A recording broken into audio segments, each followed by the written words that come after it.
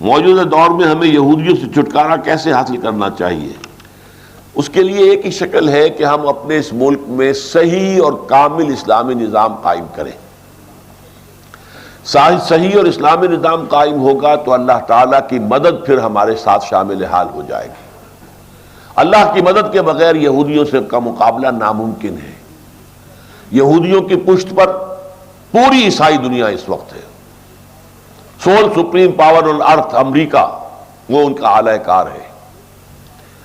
پھر ان کے پاس آپ کو معلوم ہے امریکہ کی طاقت چھوڑے جو اس کے پاس جو بھی اسلحہ ہے، خود اس کے پاس جو ہے اسرائیل کے پاس سینکڑوں جو ہے ایٹم بم موجود ہیں۔